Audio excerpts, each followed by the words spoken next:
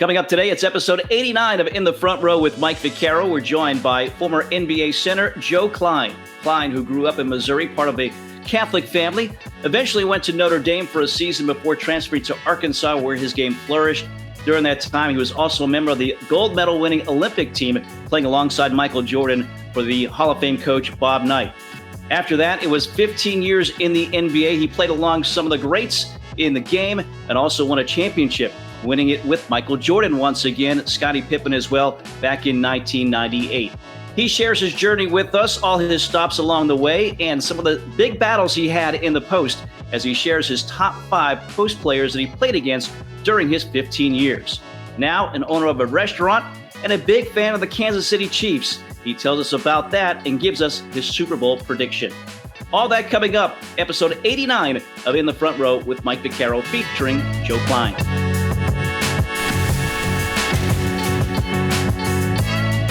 Well, Joe, first of all, we appreciate your time here today, spending a little time with us to share your story. And I know you're a big Chiefs guy and looking for some big things for the Super Bowl as well. We'll dive into that a little bit later on. And you're a guy, you were born in Colorado, but then you grew up in Missouri, right? So what was life like for you? Obviously, you grew pretty tall. So was it easy to think that basketball was going to be where your future lied? You know, it was a small town. And, you know, unlike today, it was a great place to grow up. Just, you know, you could ride your bike anywhere. You'd go swimming at the pool. You had baseball in the summer. You had, you know, there was no soccer or anything. You didn't really start playing. Really, the only sport you played at a really early age was baseball. When you started basketball in junior high, about the 7th grade. There was none of what you got now. You know, all these – you know, and which I think is great. I wish they would have had it. But, I mean, you basically, if you were playing football, you were playing on the sand lot. And if you were playing basketball, you were down at the blacktop and you were playing with your buddies and making up games or playing by yourself and just, you know, imagining things. So, but it was a great place to grow up. Just a very isolated, small community, but again, it was, you know, we were always playing or doing something, you know, and I wish kids could grow up like that now instead of having their head down in their phone all day. But you know, it is what it is. Yeah, you certainly took advantage. You got out of the house, did things, and it turned into you were a second-team parade All-American in high school. So. Obviously, at some point, coaches started to come calling. What was that like for you, the recruitment process back in you know, the late 70s, early 80s?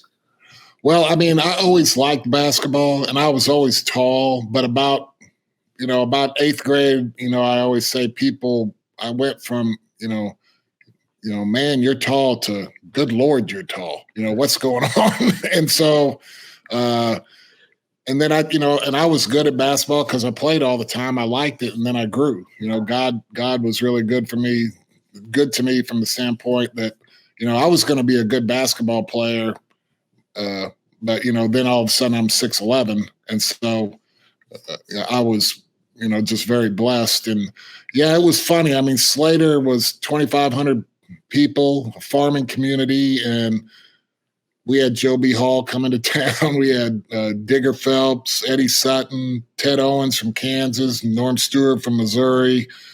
You know, just all were coming to the town. And, you know, thank goodness for my dad, because he was an ex-Marine, and he saw early on, it was so different back then because, you know, you would get letters. You know, there was none. People would send you questionnaires. Like Duke would send me a questionnaire. Everything was done through letters. And so I remember I would go. My coach would hand me 8 or 9 letters every day, you know, and I'd take them home and I'd stick them in my desk drawer, and then stick them. And my dad one day asked me, he goes, you know, because somebody, the coach or something, said, you know, well, how's the recruiting going? And my dad was like, well, what do you mean? He goes, well, so my dad comes home and goes, have you been getting some letters? And I was like, oh, yeah, they're downstairs. And he goes, well, you bring them up to me. And so I brought him up about 250 letters. he just kind of looked at me like, what an idiot. You gotta answer these letters. And so, being a Marine, we answered every letter. I mean, in detail. And so, I'm very grateful because I have coaches would come up to me in years and goes, I never nobody ever wrote us back, or nobody ever handwritten note, I'm not, thank you for writing me, but I'm not interested, or something like that. So, but I had all these letters and then all these people started coming. And to get to my point, thank goodness that my dad kind of said, all right, we're not going to let this become a circus. And so, we narrowed it down pretty quick. And that was 1979-80 was the first year that you were allowed to sign a letter of intent in November. That's the first year they instituted the early signing period. Everything before that was done in April or May. So, my dad, we signed early and decided to go to Notre Dame to just. It was becoming a circus. I mean, it was going to get just crazy, and it already was crazy. And so we signed early to kind of calm things down a little bit.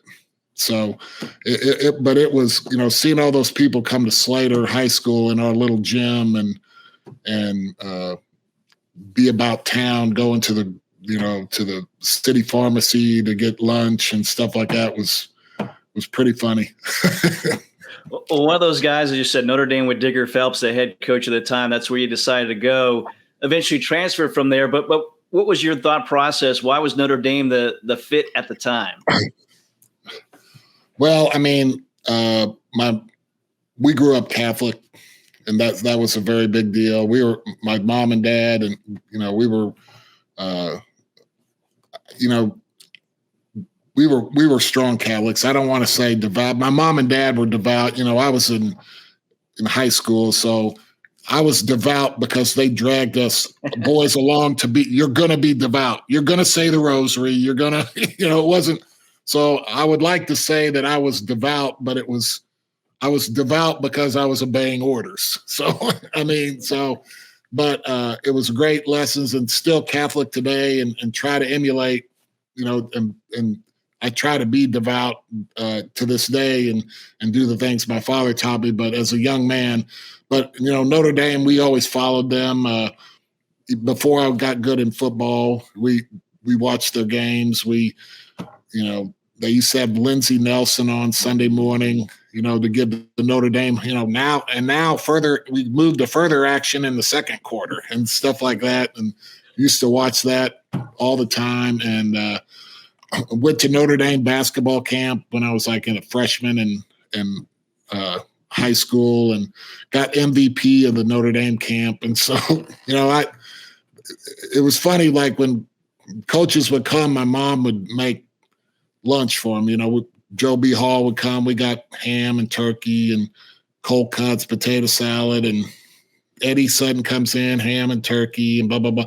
Well, when Digger Phelps comes in, I come home and nobody's at the house. We were going to meet with Digger Phelps, and they said, and Mom calls on the house line, and she's like, "Hey, we're over at Grandma's. My grandmother lived right behind us."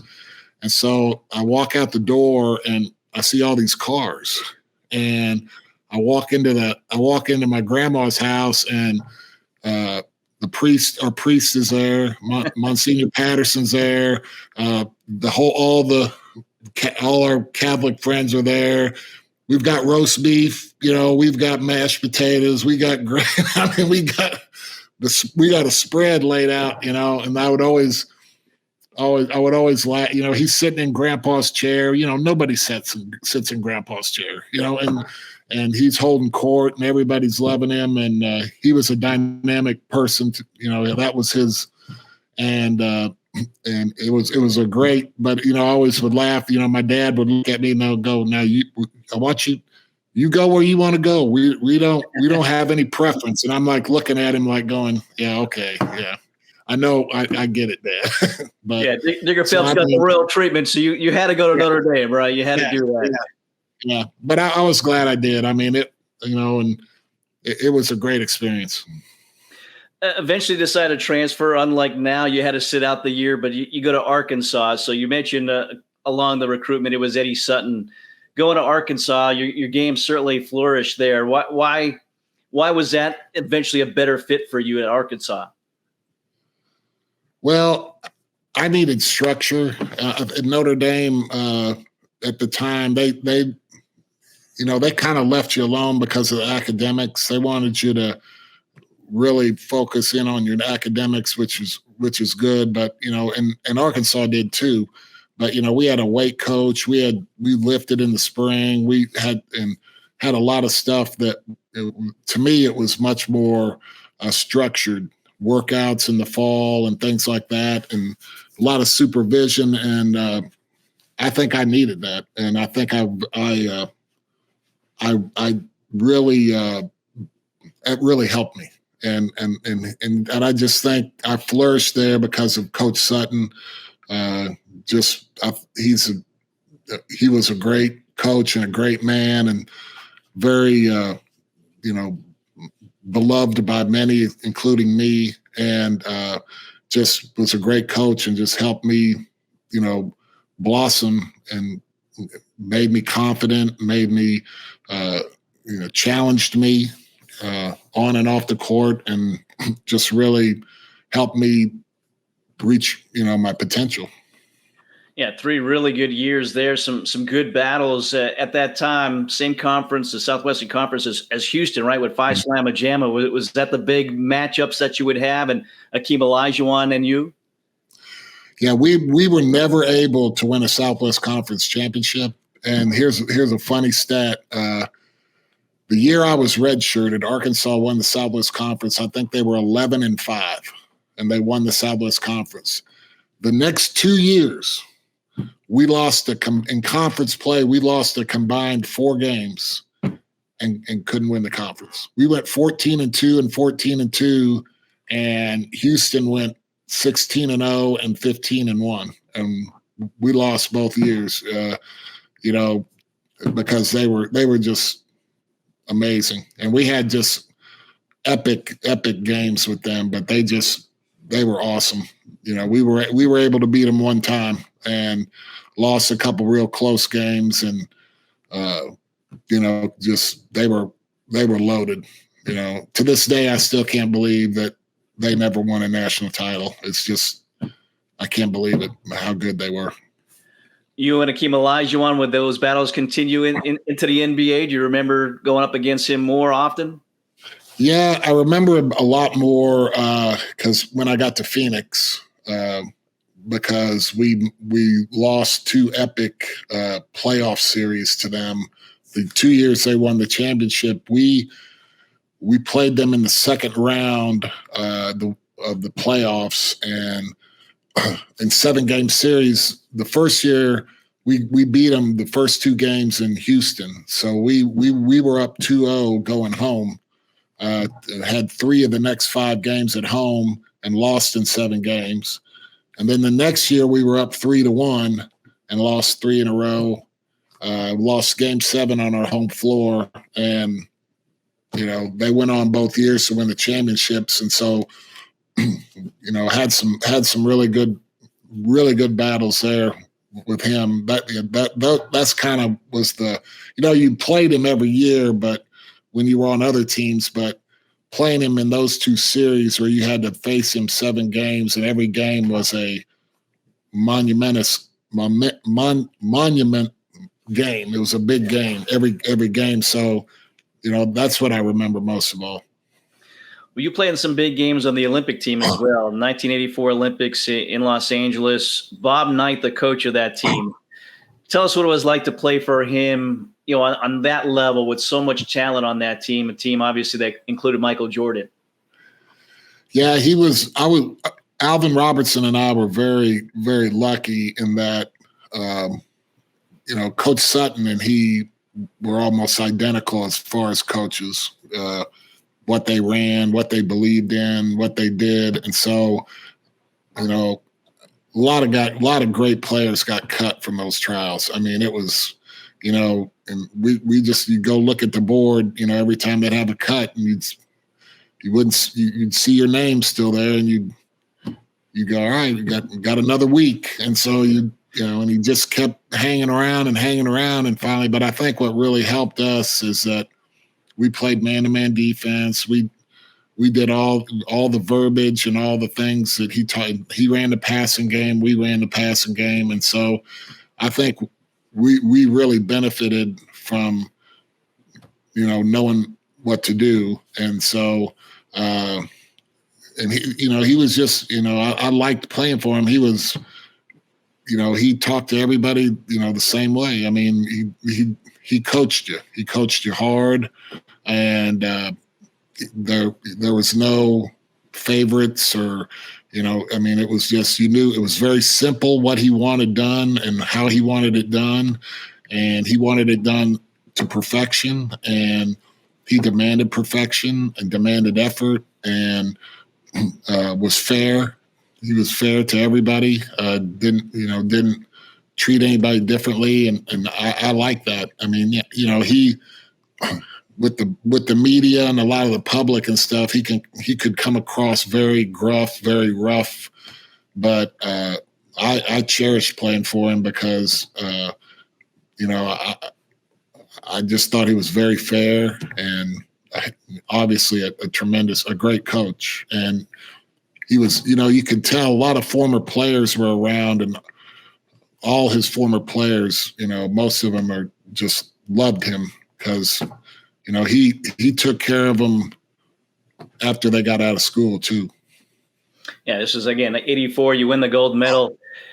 You had to been in the locker room when you always hear the story about him and Michael Jordan. Michael Jordan had a great first half, and Bob Knight trying to figure out something to get you guys going for the second half, and he kind of chose to go after Michael Jordan. Do you remember that moment and the conversation and how he motivated you guys? Well, yeah, he was talking about Michael screening, how he wasn't, it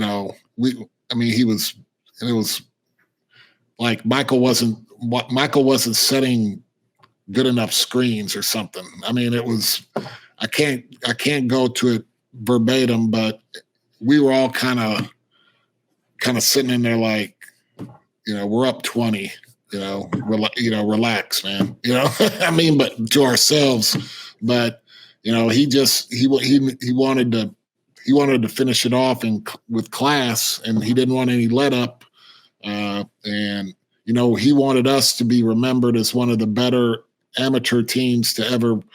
And so he was pushing us right to the end, but I remember he was reaching.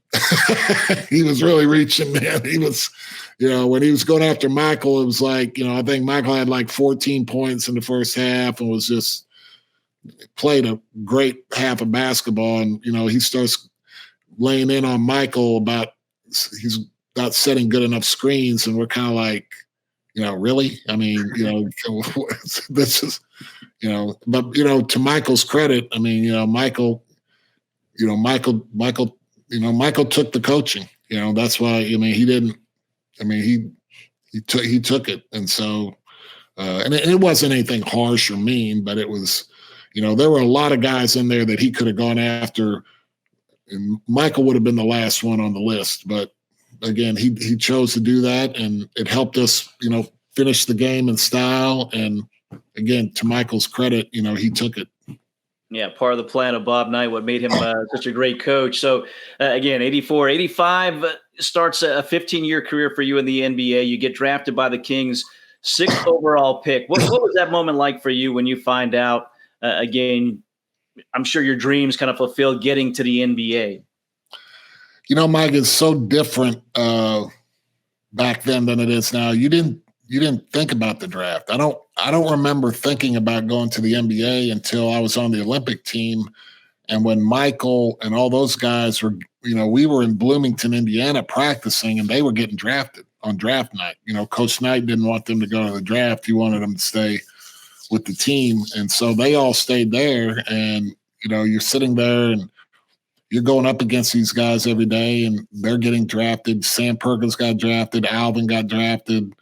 All these guys are getting drafted. And so you're kind of sitting there going, well, if they're getting drafted, I'm gonna have a shot to get drafted. And that there wasn't all this stuff there is now. And then during the year, you went back to college, you played your games, and at the end of the year, some agents started talking to you, and you pick an agent, and then you get drafted. And I mean, it was kind of just, again, it's not absolutely nothing like it is today, where you have people scouting and talking about kids who are sophomores in high school now. So I mean, it was just a totally different thing. But yeah, I mean, I wake up in Sacramento, and I meet with the head coach and the general manager and everything, and then I fly back home, and I'm in Arkansas finishing up summer school, and so I could get my degree and wait to sign my contract. And then when I signed my contract, I fly out there and start playing ball. I mean, it just kind of just evolved, and wasn't a lot of fanfare to it. It was just really kind of, and the NBA was just becoming, Michael, Larry, and Magic. It was just starting to take off. I mean, it was just getting ready to explode. And so again, the NBA wasn't as popular as it is today. Yeah, mid 80s, late 80s, as you said, start to really explode. For you, you mentioned your head coaches. Among your head coaches with the Kings was Bill Russell. He was your head coach, 87, 88, and that was some of the better years that you had in the NBA as well. What was it like to play for somebody like Bill Russell, really the most decorated, I think, champion in the NBA, really? Yeah, it was an honor. I mean, he wasn't we had Willis Reed with us too. And so that was kind of cool too. And he was different as a head coach. I mean, I think he struggled being a coach because he was such a great player that I think he thought the things that were so easy for him as a player, he struggled with you not being able to do this or do that or do this. And so, he was not as good a coach as he was player. He's a good guy, liked him and everything, but he really struggled coaching. And he didn't coach for a very long time with Sacramento. He moved up to the front office, but he was fun to be around. He was a good guy. He was, I admired his, his belief in the causes that he represented. He was a very proud man and a very educated man who had his causes and was really behind those causes, especially for the African-American people. And he was true to his word. He just didn't talk the talk. He walked the walk. And that was I always admired that about him, and that he stood up for things and talked about things that back then there wasn't a lot of people doing that. And I admired him for that. Yeah, after your time with the Kings, you would eventually play for his Celtics. Earlier, but 89 to 93, you played for the Celtics, playing with Larry Bird, Danny Ainge, all those guys during that time. What was it like then, going from Sacramento to, a Celtics team that is more the, elevated franchises in the NBA? It was refreshing. I mean, because our Sacramento teams were not very good. We were changing coaches all the time, changing players all the time. And it kind of got to where it was every man for himself. You're trying to get your contract, you're trying to get your numbers. And it was very refreshing to go to Boston where they wanted to win. That was the only agenda. That was the only purpose. That was the only thing on anybody's mind. If you played and had a great game, everybody was, Chief was, when I played and had a great game, Chief was happy because he got to rest. He wasn't worried. They were very confident in who they were, very self-assured. Larry, and they didn't have anything to prove. They were at the top of their game. So, they enjoyed getting people in there that was going to help their team be better and give them a chance to win. there was no animosity or any of that kind of jealousy stuff that sometimes creeps into teams, especially when you get to the NBA and you're dealing with contracts and people's livelihood. Some of those things can really, take over a team, and it did in Sacramento. And that's why Sacramento we were never able to be any good, and why it was so much fun to play at Boston. Yeah, certainly, again, a more established franchise in the NBA. Do you remember some of the battles you had? Was it still, at that time, again, Larry Bird, Magic Johnson? Do you remember those Celtics-Lakers games that you guys had? Yeah, I mean, they were, and we had a really good team, but the years I was there, but we could never stay healthy.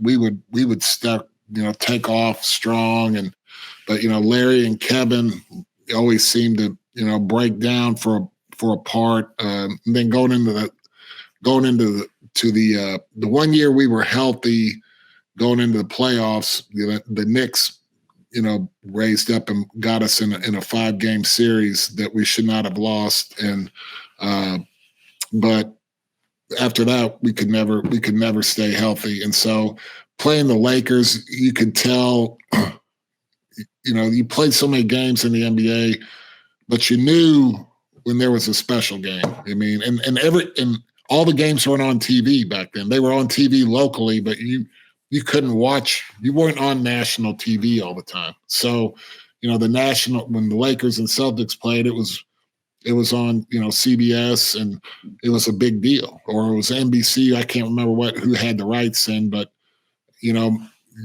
everybody in Slater, Missouri could watch the game, and everybody in Arkansas could watch the game. It's not like it is today where you can watch any game whenever you want. So it had and then the national audience made it special. But then Magic's here, Worthy's here, and here you go. You got Bird and McHale and Parrish and DJ, and so it was cool. Yeah, definitely. Some of the high times of the NBA for sure. With some of the talent you mentioned, there's so many Hall of Famers. For you, eventually you get to the Suns and you're playing alongside Charles Barkley. What was that experience like with Barkley and your time in Phoenix? I mean, it was really fun because he's a great guy. He just is a terrific guy. And then, we had Dan Marley, Kevin Johnson, AC Green. We had a heck of a team, and we were good. And you were living in Phoenix, 70 degrees all year long. And the town was just on fire for the Suns. There was no, they had the Cardinals there in football, but they weren't any good. So, I mean, it just, it was a basketball city, and it was, and we were very good and had a chance to win a championship. Unfortunately, we didn't, but it was just a good bunch of guys in a great town on a winning team. And man, it was a lot of fun. Again, eventually, winning a championship has to be on your mind with your career. You finally had that opportunity with the Bulls. You were on that team in 1998, Jordan, Pippen, Rodman, Steve Kerr. Explain to us, what it was like to be around all those guys, be on that team at that time, and all the media certainly that's following Michael Jordan during that time as well. Yeah, I mean, I was a free agent that summer, and I'd gotten to know Jerry Krause a little bit from when I was being drafted. I spent some time with him in Chicago, and just over the years, I would see him, and he and I were friends and struck up a friendship. I mean, me not knowing that it would ever lead to that, but I remember I was a free agent, and I was going into my, I think, 12th year, so I was getting towards the end. And I remember I knew I was going to play the next year, but I didn't think that, at July 1st at the free agent, I didn't expect there to be 5 people calling me wanting to be the first to call Joe Kleine. So, but he called me July 1st. I remember it to this day. I was in Slater, Missouri, and he called me, and I was almost like, it didn't resonate with me because I wasn't expecting anything. And he was like, yeah, and I was like, almost said to him, why are you calling me? What's going on? And he talked to me and I told him I was interested and, but I waited a long time because Michael hadn't signed. I said, I'm not coming. And Phil Jackson hadn't signed. And I was like, Jerry, I said, I'm not, when those guys, after those guys sign, I'll come on board. But he's like, well, they're going to sign and everything. And I was like, well, I want to make sure. And I knew I was going there to be insurance in case Wennington or Luke Longley got hurt. I didn't anticipate to play very much, but I wanted to have a chance to see it, touch it, and feel what it was like to be on a championship team and a team that was favored and pursuing a championship. And it was, and then you throw in the fact that Michael was on the team and all the attention that came with it. I mean, I was with, Charles and Larry and Kevin and all those guys. I'd been around, and I thought I knew what stardom was. And that was a whole different level. I mean, it just, the attention and the people that were constantly, the euphoria and the craziness that was all day, every day was, I've never seen anything like it. I told my wife, I was like, I feel like I'm with the Beatles, in 1964 when they came. I mean, it was just every hotel, everywhere we went, it was just nuts. Yeah, forget about the 6 degrees of Kevin and 6 degrees of Joe Kleine, as you said there. Larry Bird, McHale, Parrish, Barkley, Jordan, Pippen. I mean, you were teammates with all those guys. It's and again, you get that championship. Eventually, 2000, your career comes to an end. What was that like in that moment? Was it hard? Was it something that you kind of saw that was coming? Yeah, I mean, it was hard to practice. It's just getting older, man. I mean, it's just, everything was, you felt good. You're a young man in the normal world, but trying to play with these athletes, after 15 years, it was hard. You couldn't play anymore. And you just come to the realization that, I'm done. I mean, I can't, you can't do what you could do in the past. You struggled to play, you struggled to practice, you struggle to be good. And it's just, it's not that fun, because you're not any good anymore. You can't bring anything to the table except your attitude and your work ethic, which I always had and always did. But, deep down inside you want to play. You're a basketball player and wasn't good enough anymore. And so it was time to hang him up. And my kids were getting older, and I was, the last 3 or 4 years I was in the league, I bounced around and was moving them around and just didn't want to do that anymore. Well, 15 years, pretty good run there. And a different time in the NBA, again, as a big man especially, your body had to have taken a pounding, right? It's such a physical time of the NBA as well. Tell us about that and what that was like because now if you're a big guy, you're on the perimeter as much as you are inside. But back then you're living in the paint and you're just getting pounded on.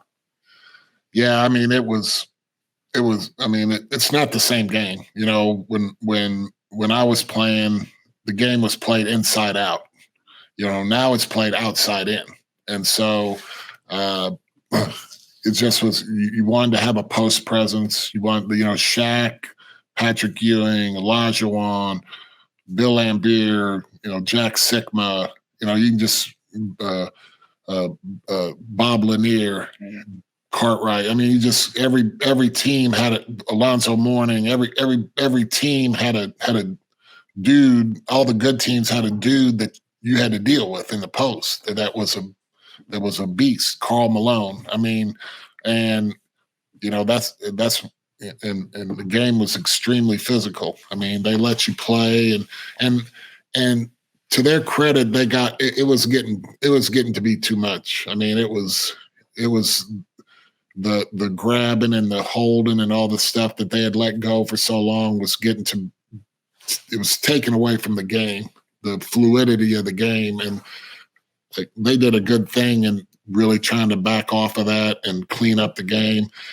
Probably have gone too far in that, you can't breathe on anybody now. So it's, but again, I think they did really good in trying to clean it up. And then, analytics gets involved with the 3 points and the 3-point line. And, it's a way, because it was a way for teams who didn't have that superstar like Shaq or somebody gave them a way to beat teams like that. And,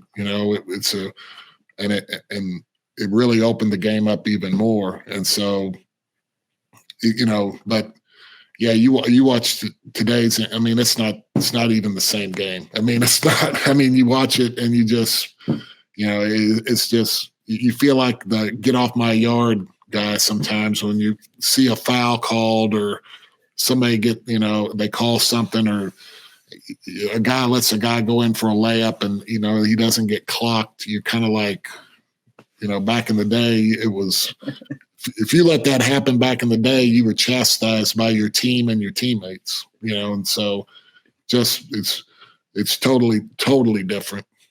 Yeah, you're not going to have an open layup back in the 80s or early 90s. Okay. I was surprised looking at your stats. You shot 27% from three-point range as a 7-footer back in the day in the NBA. Do you remember how many threes you took during your career? I've had people ask me this. I don't know. Did I make 13? I only saw that it was 27%. I'll give you 13, sure. I started shooting them towards the end, when – that whole thing was starting to evolve then where a center would step out and shoot. And especially for a guy like me who wasn't, in college, I was a back to the basket guy, but in the pros playing against the guys I was playing against, I wasn't going to, shoot over them and do stuff. So I had to learn to step away from the basket. And, I got to where, I could shoot really good from around the top of the key. And then, you just kind of take 2 steps back and start working on that a little bit. And you make a couple in a game. And then, after you make a couple and you're a 7-footer, you think you're Steph Curry. So, so you think you've evolved and you're really something special, but it got to where I shot a few. Did some coaching around the game now as a broadcaster for the SEC network. Does that keep you around the game and something you enjoy doing? Oh, very much so. I mean, I really like, being able to go to practices and see other coaches and see how they do things and watch how they interact with their team and their staff and their game plan and all these things. I really enjoy that. I really like watching it and being able to be a small part of it. It's very enjoyable for me. Another side of your life now, owner of Corkey's Ribs and Barbecue Restaurant. How'd you get into that side of things? That's a great question. But my wife's best friend who introduced us in college, she married a guy and he was in the food service business, an accountant and then he opened a small little restaurant. And then when we were out in Phoenix, I mean, he approached me with an idea that there was a franchise in Memphis, and he approached and I knew I was still playing, and I knew that it was going to be successful, not because of the restaurant, but I mean, I knew he was going to be hands-on in there all the time, and so we invested in it, and 4 years later, when I retired, we moved back and started help running it, and been there 27 years and never saw that one coming. Didn't think it was going to be there that long, but we have 2 of them now, and they do well, and we count our blessings every day because that's a hard business. I didn't know how hard it was till I was up to here in it.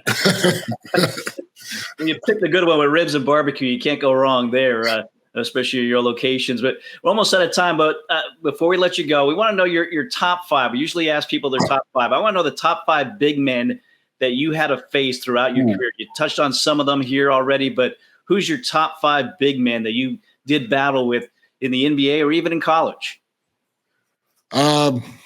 Shaq's number one. I mean, Shaq was just so big and so mobile and so athletic. I mean, he was unguardable one-on-one. I mean, you could not, he could move you, he could spin off you. I mean, he just was, and then he could run up and down the floor. I mean, his athleticism was at his size, was amazing. Second one's Olajuwon.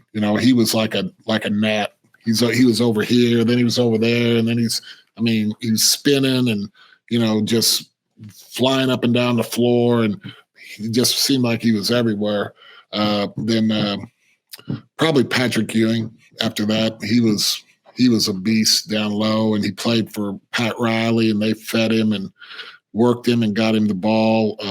Just tremendous low post score. I mean, he just was so difficult, shot the ball so high, had a high release, and again, very mobile. So he could get up and down the floor and just hard.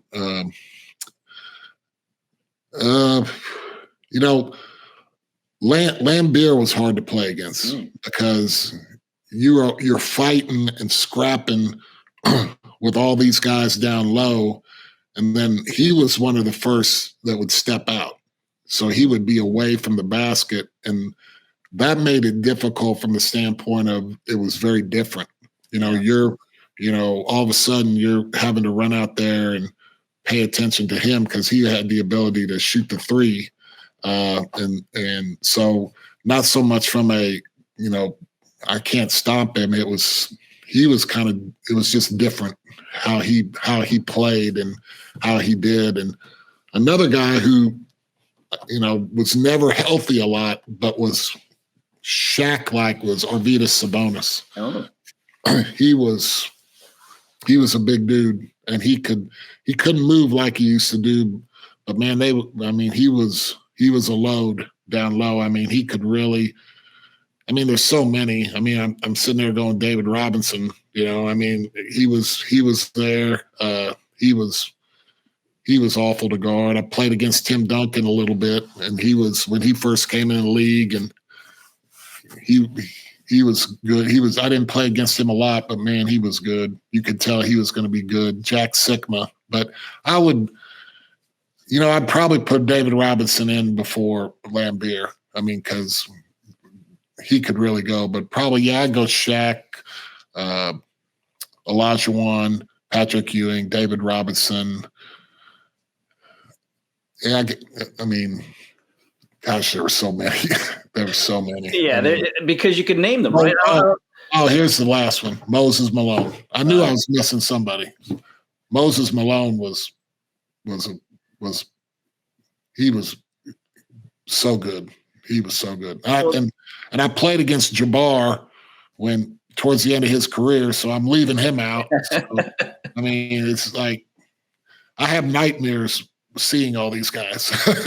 Well, again, like I said, it was a little different time then, and really the big guys were such a focal point of teams at that point. So you knew all the names, and again, like you said, you were at a time where you had to face all those guys. So yeah, I can see where you have some nightmares. All right, this is probably going to air after the Super Bowl, but give us your Super Bowl prediction. Again, you're a huge Chiefs fan. Growing up in Missouri, so I know you think they're going to win. Do you have a prediction as far as a score and what might happen? I think it's going to be a game in the 20s, and I'm going to go. I think it's going to be a terrific game. Last second field goal, Chiefs win 24-23. How many times will Taylor Swift appear on the broadcast? Can you guess that? Double digits. they're gonna wear it. They're gonna wear that out. I mean, it's gonna be. I mean, that's gonna be. I'd say at least 10. At least 10. I think it's going to be like 50, especially if they win. They'll be following her all over the place. She might end up being in the booth calling some of the game. Well, Joe, this was a lot of fun to hear your story and again to go down memory lane with you. And like I said, you've been teammates with so many outstanding players during your career, gone up against so many outstanding players as well. So I can't thank you enough for sharing a little bit of your story with us here today. No, it's my pleasure, Mike. Thanks for having me. Much thanks to Joe Kleine for joining us here today, sharing his story with us. And you got to love the top 5 players that he played against in the post. Different time in the NBA at that time, but a great career, 15 years in the NBA. As always, we thank you for watching and for listening and invite you to like, to subscribe, and to share our episodes and our show as well. We continue to grow our show and continue to bring you some great stories from folks around the world of sports. For JR Equipment, our creator, producer, and director, I'm Mike Vaccaro. We'll see you next time for another episode of In the Front Row with Mike Vaccaro. Have a great day, everybody.